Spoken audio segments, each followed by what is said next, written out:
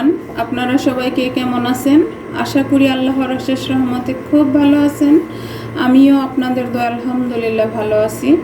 তো আজকের রেসিপি সর্ষে পাবদা। তো সর্ষে পাবদা রান্না করার জন্য তো প্রথমে আমার লাগবে পাবদা মাছ। তো এই জন্যই যে আমি এখানে 5টা মিডিয়াম সাইজের পাবদা মাছ নিয়ে কেটে ধুয়ে পরিষ্কার করে রাখছি।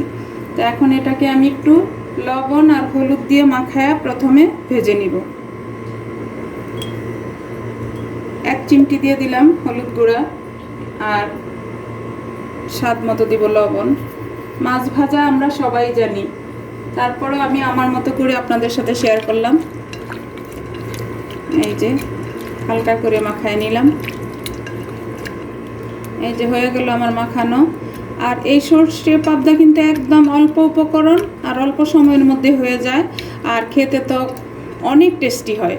যারা খাইছেন তারা তো এটার স্বাদ বুঝেন, আর যারা না খাইছেন তারা প্লিজ আমার এই রেসিপিটা ফলো করে একবার বানালে বুঝতে পারবেন।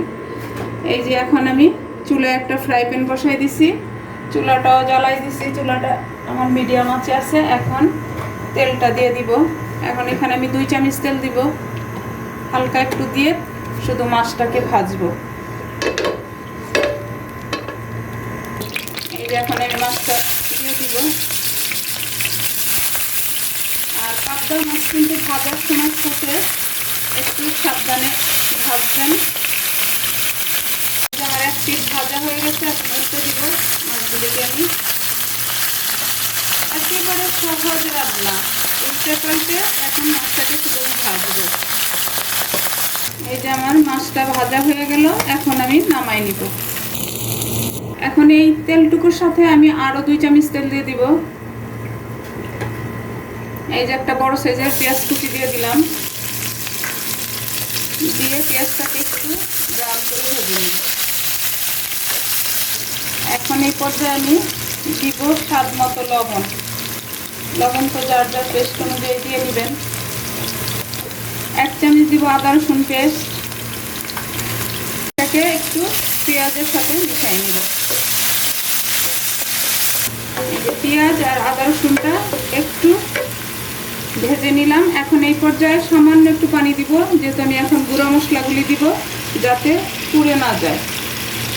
এই যে 1/2 চামচ দিব হলুদ গুঁড়া, যেহেতু আমার মাছ অল্প এর কারণে মশলাও আমি অল্প দিব। আর আপনারা যদি বেশি করেন তাহলে বেশি দিয়ে নেবেন। আর আজকের এই সর্ষে পাবদা যদি আপনাদের একটু ভালো লাগে তাহলে আমার চ্যানেলটাকে সাবস্ক্রাইব করবেন, লাইক করবেন, শেয়ার করবেন এবং কমেন্টস করবেন। এখন দিয়ে দিব আমি 1/2 চামচ মরিচ গুঁড়া, 1/2 চামচ ধনে গুঁড়া, 1/2 চামচ জিরা গুঁড়া একসাথেই দিয়ে দিলাম। দিয়ে মশলাটাকে আমি ভালো করে কষাই নিব। এই যে এখন এখানে আমি বড় সাইজের একটা টমেটো নিয়ে নিছি, টমেটোটাকে এইভাবে কেটে নিছি। এখন হাফ দিব এখানে আর হাফ পরে দিব। দিয়ে এটাকে একটু এটার সাথে কষাই নিব। আর চুলার আঁচটা আরেকটু বাড়াই দিলাম, মিডিয়ামে ছিল, মিডিয়াম থেকে একটু বাড়াই দিলাম আর কি।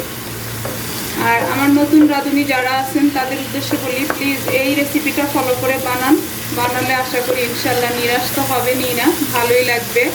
আর যারা আমার চ্যানেলে নতুন তাদেরকে আমার চ্যানেলে স্বাগতম। প্লিজ আমার চ্যানেলে আপনারা আমার রেসিপিগুলি ফলো করেন এবং আমার চ্যানেলটাকে লাইক, শেয়ার, কমেন্টস করেন।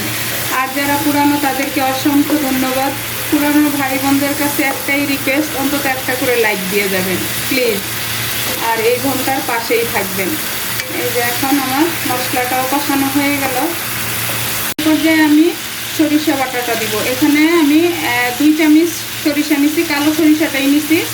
আর সাথে 2 কোয়া রসুন, 2টা কাঁচামরিচ একসাথে ব্লেন্ড করে বেটে নিছি বা ফাটাই নিছি। এখন এটাকে আমি এই মশলাটার সাথে মিশিয়ে দিব। একেবারে সহজ এই রান্নাটা, খেতেও টেস্টি। আর এগুলি তো আমাদের ঐতিহ্য। আমাদের ছেলেমেয়েরা কিন্তু আমরা যদি রান্না করে না খাই ওরা চিনবেও না যে আমরা কি দিয়ে কি খাইছি, তাই না? হয়ে গেল। এখন একটু পানি দিয়ে দিব আমি। এই সরিষা বাটার কাপটা দিয়ে আর একটু দিব আমি পানি। এইবার 1 কাপ দিয়ে দিলাম। দিয়ে এটাকে ঢেকে আমি 10 মিনিট ফুটাবো।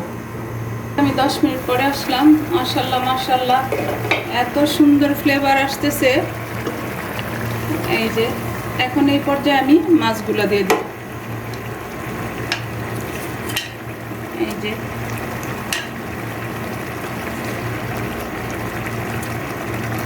যে একেবারে সহজ রান্না, এর চাইতে সহজ আর কি হবে রান্নাটা, দেখেন তো। এখন ওই যে আমি 3 টুকরা টমেটো রেখে দিছিলাম হাফ, সেটাও দিয়ে দিতেছি। আর দিব 5-6টা কাঁচামরিচ দিয়ে আবার ঢেকে এটাকে আমি এই মিডিয়াম আছে আরও 5 মিনিট রান্না করব। এই যে আমি 5 মিনিট পরে আসলাম, দেখেন মাশাআল্লাহ মাশাআল্লাহ আমার সর্ষে পাবদাটা হয়ে গেছে অলমোস্ট। এই যে এখন আমি চুলার আঁচটা একেবারে লো করে দিব, দিয়ে আরও 5 মিনিট এটাকে চুলার উপর বসায় রাখবো, একটু তেলটা উপরে ভেসে আসা পর্যন্ত। এই যে দেখেন হয়ে গেল আমার সর্ষে পাবদা।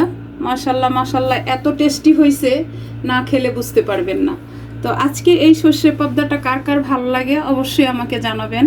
আপনাদের কাছে কিন্তু এটাই আমার সবচেয়ে চাওয়া। আর আমার চ্যানেলটাকে যারা সাবস্ক্রাইব করেন না তারা প্লিজ সাবস্ক্রাইব করে দিবেন, আর যারা করছেন তারা অন্তত একটা লাইক দিবেন প্লিজ আপনাদের কাছে।